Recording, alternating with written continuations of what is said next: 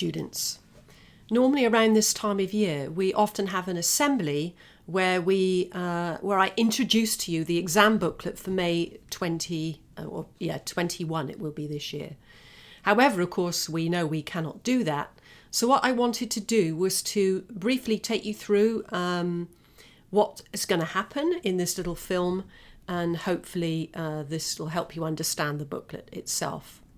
So let's have a look. So what I'm going to do, I'm not going to read you the whole thing, that would be incredibly boring, but what I want to do is highlight certain rules, regulations, and things, the real basic things you need to know for those crucial 3 weeks and beyond, because this follows on what happens after you have taken the exams and when you have your results. So let's go through it.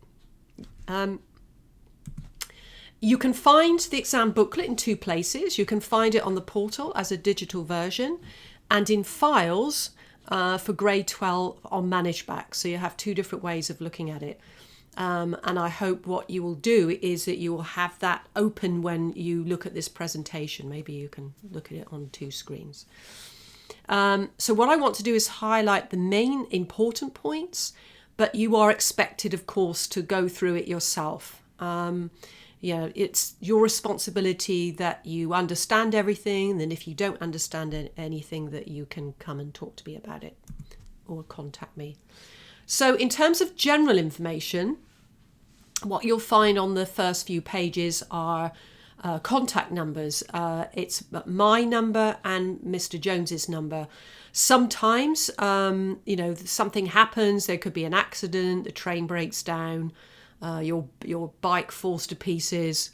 Anything can happen on the day of the exam. So make sure you have these numbers available to you so that you can call us. It's probably better to try me in the first instance, since I will be there every day of the exams. And then I know if you're going to be delayed or what the problem is, to see what I can do to help you. So make sure you have those numbers to hand. Exam locations. The exams will take place, as you can see, the dates are given in the exam booklet, the end of May. The last day, the first week is the end of April, and then we go to May the 20th. Later in the booklet, you'll see the exam locations. They vary according to the exam and the date of the exam. I would say, by rule of thumb, the first 2 weeks will generally be in the gyms. And then the last week, there's a bit of a mixture. We use the C building because the exams have become a little bit smaller, though biology will be back in the gym again. Here you'll also find out what you can bring into the exam room. It's really only the essentials, so pens, pencils, rulers, calculators, erasers, nothing electronic, so that means, of course, no phone, no smartwatches.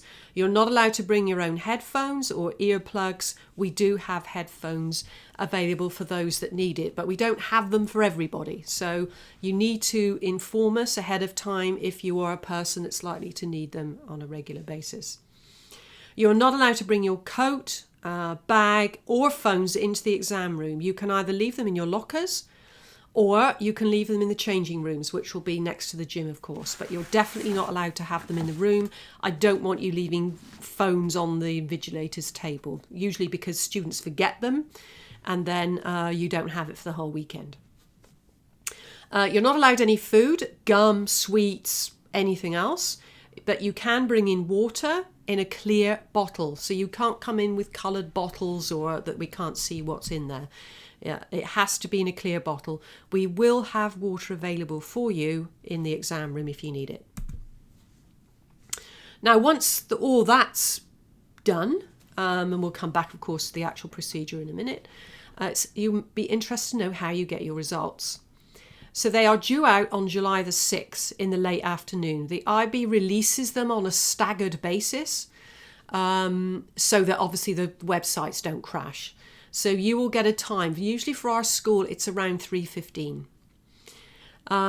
You will all be given an individual PIN code with a password, and you will get your results that way. And you will also be using it. So you'll be using the candidate's website in the next couple of weeks to upload your extended essay and TOK. So you'll get a bit familiar with what the website looks like. So in the first instance, that's how you'll find out whether or not you've got a diploma. Now, one thing, it's already started to happen. I've had some requests from students that universities want you to have your results sent directly to them. So when you've had your offer, they will say, in fact, the universities don't quite understand this thing. All that has to happen when you know your offers, I need your student number with the university. I need the course that you're going to do and maybe the name of the admissions officer, or if there's a particular person they want you to send it to, let me know what that is. So ideally, I'd like that. As I say, some people already started doing it, which is great. But the latest is the 1st of May. After that, it starts to get a bit difficult because you're in your exams, etc. So make sure. So probably in the next few months, as you start to get your offers, you can sort that out. You can send me that information. Now, of course, we don't really want to think about this, but if the unbelievable happens, if you don't get your diploma, then it is possible to retake in November of 21. That's not true for all subjects, so you have to be careful there. So Dutch isn't offered in November. Some other languages aren't offered in November. Visual arts isn't offered in November. And normally what would happen is that you would just take the written papers. So you would not redo any IAs for whatever subject that you're doing. So we normally arrange this very shortly after the results are released. There's a time limit on it, partly because the school closes in the summer. So that is a possibility if you don't make it the first time. I should say, of course, that you get 3 chances to get your diploma. So you're coming up for your first one. Then the second one is in November. And if that doesn't work, then you've got the following July. Now, we've talked a bit already about personal codes. You have those. Those are on ManageBack. And the session numbers can be found on pages 4, 5, 6. Now, the session numbers you don't need for anything until the final exams. And in fact, for every exam, you will have a cover sheet with your name and your session number on it. So don't panic. You don't have to memorize them.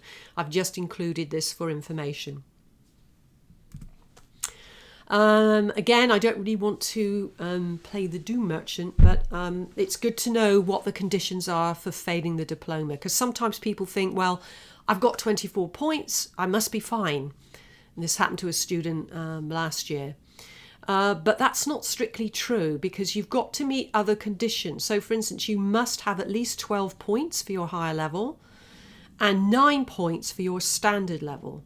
And often what we find is students might get 28, 29 points and they think, wow, I've passed. But if they've got 2 4s and a 3 for their higher level, then I'm afraid they don't get a diploma. I've not really seen yet someone who's failed because of their standard levels. That means you should get at least 3 3s for your standard levels, and that rarely happens actually. But the problem one can be the 12 points. So after your mocks, you should have a look at where you are with that to make sure you're covered. You can get a 3 for a high level subject as long as you get a 5 in one of the others. So you don't have to have a perfect 4 in order to get the 12 points. You can compensate for a weaker subject with a stronger one. All CAS must be complete. And I know at the moment that is a problem for a certain number of people. We cannot, we have to send your records to the diploma program in roughly at the end of March. If your CAS isn't complete, then I'm afraid your diploma will be delayed until you have completed it. So you might have to wait another year in order to complete it. For TOK and extended essay, you mustn't get lower than a D. And you mustn't get a 1 in any subject, but you have to try really hard to do that. And again, no more than 3 2s. So the only cases that I've actually seen in my time as a DP coordinator is the failure to get the 12 points for your higher level. And I've also seen people with incomplete CAS. They've had to wait. Their diploma's been delayed. And I have seen someone last year got an E for their TOK, and that was kind of the end of the diploma. So you must make sure that you have those, that you get at least that. So those are the basic conditions for failing. Now, calculators, many of you will be using calculators for maths, but other subjects too, maybe business, economics. The detailed information about the rules can be found on page 9, 10, 11 of the exam booklet. One thing to bear in mind, you must be able to reset your calculator just before entering the exam room. What will happen is that before you come in, you will have to, as you come in, you hold up your calculator to show that it's been reset, and the invigilators will check it. So if you don't know how to do that now, please talk to your maths teacher and they will help you with that. Make sure you bring spare batteries. I do often have a few spares, but I certainly don't have a vast number of spares. So, if it's only in the case if your calculator blows up in the middle of the exam. You should check for which exams that you need a calculator. So that's possible. Again, in that sheet, it will tell you. Now, I was just about to think about something I wanted to say. For which exams you need a calculator. Never mind, I will come back to it. So just check. Oh, yeah, no, that was it. It was an interesting anecdote that I had a student. I've had 2 years now where a student has come to their maths without a calculator, which I find really hard to understand, but okay. Now, the practical aspects, so clothing, that kind of thing. So first thing to remember, and this will be true for the mocks and any test really, is there is silence when you come into the exam room. There's no talking, no making signs, no exchanging anything like erasers or pens. Nothing like that must happen between any student once they've come into the exam room. So if you feel that you can't control yourself, that you still need to talk, stay in the changing room until you're over it, and then come in and be prepared. So it's a nice quiet space. It's actually quite zen. I know that a lot of students, once you get into it, it's a nice quiet space where you can quiet your thoughts before the exam papers are handed out. So no bags or coats. Don't bring them in. You're not going to be allowed to leave them at the front of the gym because we don't want our invigilators tripping over them. I would also strongly suggest that you wear layers. So if you have a t-shirt, have like a fleece or something to go over it, because the gym can get cold. It's this time of year, it would be cold. In the summer, it sometimes gets quite warm. So be prepared for that. No food, I think I mentioned already, and only the materials you need for the exam.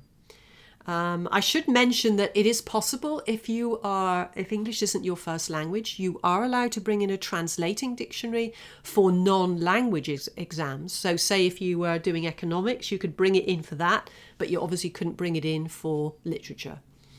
But you have to give it to an invigilator to check first. Do not leave your seat without permission. So always raise your hand for if you want to use the toilet or if you need paper.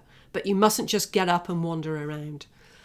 Any plagiarism, any suspected plagiarism will result in the loss of the diploma. And one thing to bear in mind as well, comes from the IB, is that offensive or obscene language is not allowed in your written answers. Now, you might think, who would do that? But trust me, as an examiner, I've seen it. And if you write something on the paper, maybe just as a joke, you might find that it gets thrown out and then you won't get your diploma. Now, the exam locations, they're towards the back of the booklet. You can see that they're specific to our school. They will show what time you have to be in or what time the exam starts in the morning and the afternoon. In general, you should be sitting in your seats ready to go at 10 to 9. I would strongly suggest, normally we like to move students in at 22. And before that as well. I will talk more about this closer to the time. But yeah, please make sure you know what's a morning exam, what's an afternoon exam, because we did have a student last year who got them mixed up and had to come in very dramatically partway through the morning session because he thought it was happening in the afternoon. If you want, you can make your own version, so you can stick it on the fridge so you know exactly where you have to be and when. And I've also included the overall diploma timetable, which is important just in case you want to check what's going on. But it has all subjects that we don't offer in the school.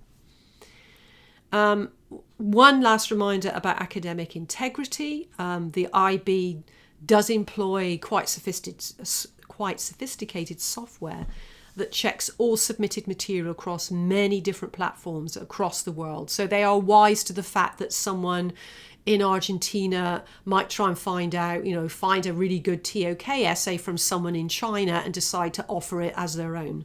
They are onto that. So please don't do anything like that. I have had about, over the years I've been doing this job, about 3 cases of academic malpractice. A big investigation is started coming from the IB, which involves you making statements, your teachers making statements, myself, which usually doesn't matter what kind of excuse you come up with, usually ends in the fact you don't get the diploma. It depends how serious it is, what you've done, whether or not you're allowed to repeat. So just be aware of that. It's something that, as we know already, that the IB is very hot on. Okay, so I will stop there. If you have any questions or concerns, then please contact me. You know where I am. And in the meantime, I hope you enjoy looking at the booklet and that you find it useful.